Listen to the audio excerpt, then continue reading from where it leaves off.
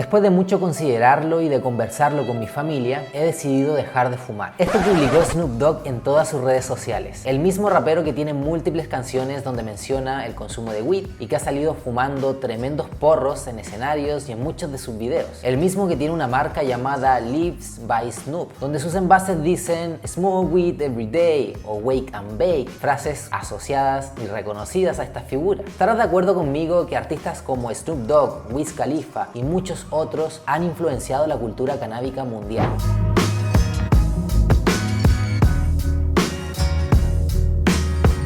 Y lo han hecho muchas veces mostrando un consumo que a mi parecer resulta excesivo, donde estar bajo los efectos 24/7 no solo es normal, sino deseable, pero no es una realidad que se pueda permitir la gran mayoría de consumidores, debido a las consecuencias que puede tener un consumo como el que estas celebridades muestran públicamente.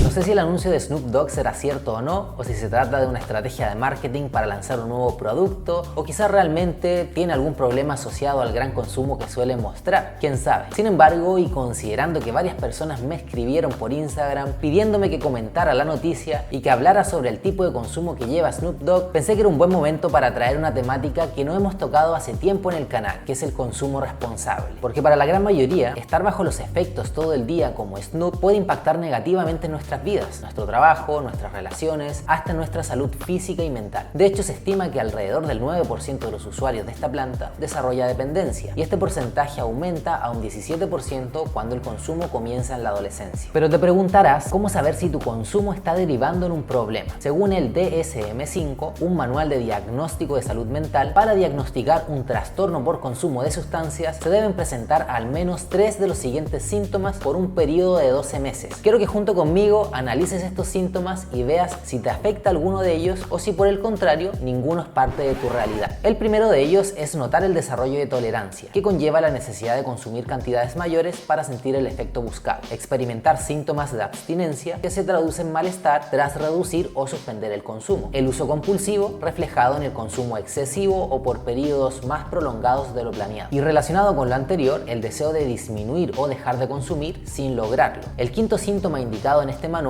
es dedicar un tiempo considerable a obtener, consumir y recuperarse de los efectos. Disminuir actividades laborales, sociales o recreativas debido al tiempo que le dedicamos a estar bajo los efectos. Y por último, seguir consumiendo a pesar de ser conscientes de los problemas que genera en nuestra vida ese consumo. Estos son parámetros a considerar, pero cada uno debe analizar su situación porque cada persona es un mundo y el consumo nos afecta de forma diferente. De hecho, personalmente considero que es muy diferente el consumo diario al consumo abusivo. Me explico. Se puede usar a diario y no tener problemas si se hace con moderación y en los momentos adecuados. En mi caso personal, uso flores regularmente, a veces todos los días por varias semanas seguidas. Sin embargo, considero que llevo un consumo responsable y consciente que no afecta mi trabajo, mi salud, mis relaciones ni mi economía.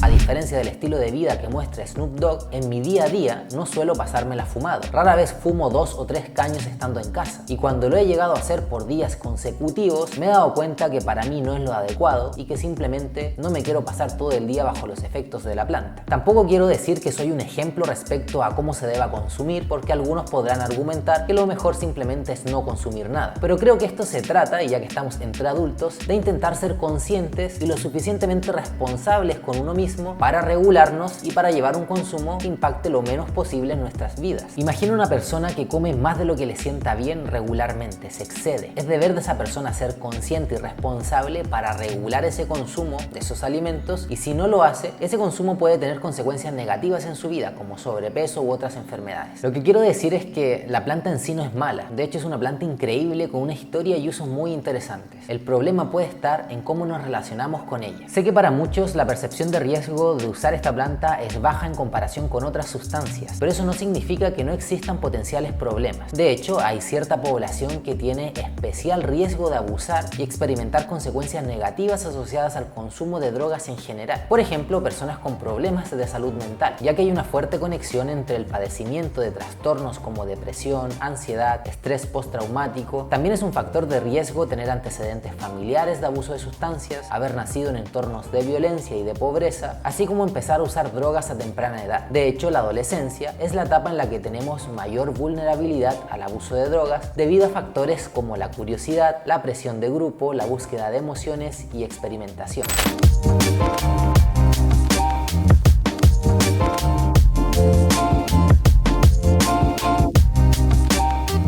Las presiones de la edad adulta también pueden afectar significativamente nuestra predisposición al abuso de drogas, desde el alcohol, pasando por el tabaco, el cannabis, así como los analgésicos que venden en las farmacias y por supuesto toda una amplia gama de drogas legales e ilegales que consume la gente. En este sentido, otro factor de riesgo son los trabajos con altos niveles de estrés, largas horas de trabajo, presión laboral intensa, acceso fácil a sustancias o ambientes laborales donde se tolera o incluso se fomenta el consumo de drogas pueden presentar un mayor riesgo.